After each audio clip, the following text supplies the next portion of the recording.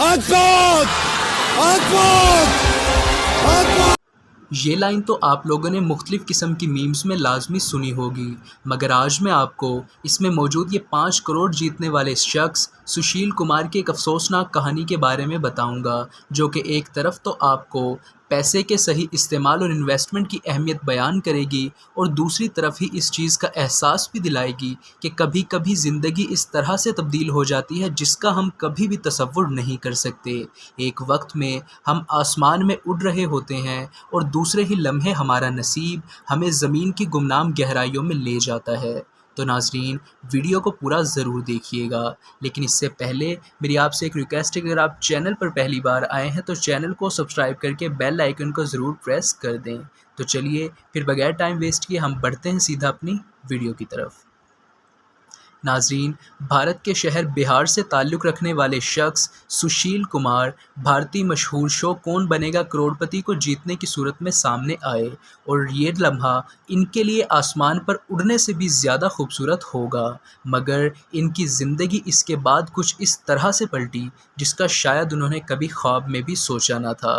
नाज़रीन, सुशील कुमार ख़ुद कहते हैं कि कौन बनेगा करोड़पति जीतने के बाद मेरी ज़िंदगी मुश्किलात का शिकार हो गई थी। साल 2015 और 16 मेरे लिए मुश्किल तरीन साल थे, जब मैंने अपनी ज़िंदगी का अज़ीज़ तरीन शख्स यानी कि अपनी बीवी तक को भी खो दिया।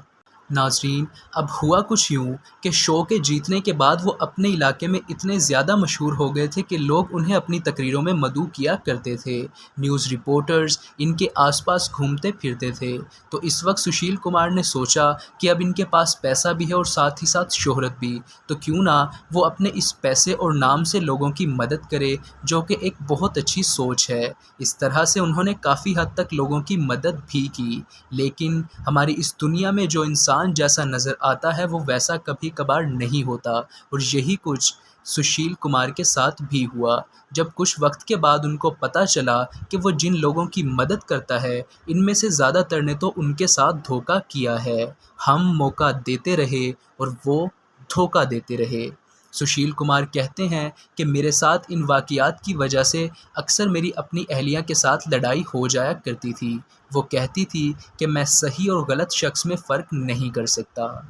साथ ही साथ वो कहते हैं कि मकामी सेलिब्रिटी होने की वजह से मैं एक माह में 10 या फिर कभी कभी 15 प्रोग्राम में भी शिरकत किया करता था, जिसकी वजह से मैं अपनी पढ़ाई से दूर होता गया। सुशील कुमार के मुताबिक मीडिया पर इंटरव्यू में वो अपने हर किस्म के कारोबार के बारे में बता दिया करते थे और उसके बाद कुछ दिन के बाद वो उनका कारोबार बंद हो जाया करता था। एक रात वो कहते हैं कि मैं प्यासा फ़िल्म देख रहा था और मेरी बीवी ने चीख कर कहा कि बार बार एक ही मूवी देखोगे तो पागल हो जाओगे। अगर तुम मेरे साथ ज़िंदगी गुजारना चाहते हो तो इस वक्त तुम्हें ये कमरा छोड़ना पड़ेगा। और इस दिन के बाद हमने एक माह तक बात नहीं की।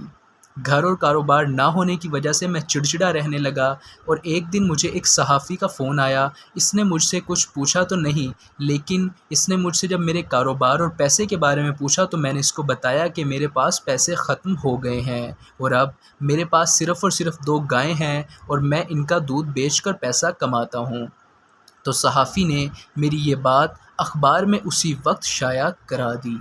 और नाज़रीन, इस तरह से अखबार में ऐसी ख़बर छपने के बाद सुशील कुमार की बची कुची इज़्ज़त और शोहरत भी आहिस्ता आहिस्ता मिट्टी में मिलना शुरू हो गई। इसके बाद इन्होंने एक प्रोडक्शन हाउस में नौकरी करना शुरू की। वो कहते हैं कि मुझे शौक़ था कि मैं फ़िल्म का डायरेक्टर बनूं, जिस पर उन्होंने एक फ़िल्म डायरेक्टर से भी रब्ता किया और उसने उनसे चंद सवालात पूछे जो कि तकनीकी किस्म के थे, मगर सुशील कुमार उन सवालों के जवाब ना दे पाया।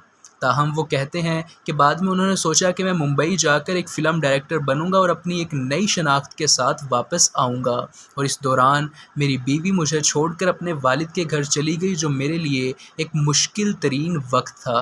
ताहम मेरे सामने उस वक्त कुछ भी ना था। मैंने अपने एक दोस्त के साथ मिलकर वहाँ पर रहने लगा और मैं वहाँ पर फ़िल्म देखता था या फिर किताबें पढ़ा करता था। इस तरह से ऐसे ही 6 माह का अरसा गुज़र गया, लेकिन ये वो वक्त था जिसने मुझे अपने आप को समझने में मदद दी।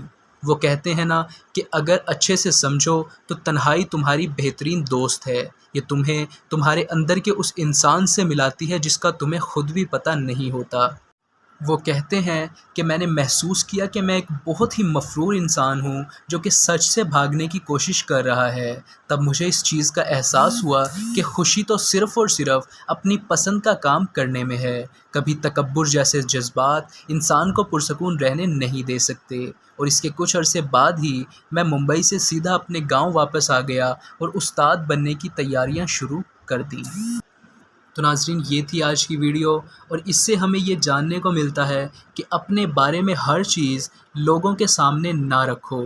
یہاں سب کے سب صرف اور صرف اچھے وقت کے ہی ساتھی ہیں۔ برے وقت کے لیے ایک دو اچھے دوست کبھی نہ کبھی ضرور بنا لینا، کیونکہ سچی یاری سب پہ بھاری۔ ملتے ہیں پھر اسی طرح کی نیکسٹ ویڈیو میں، تب تک کے لیے اللہ حافظ۔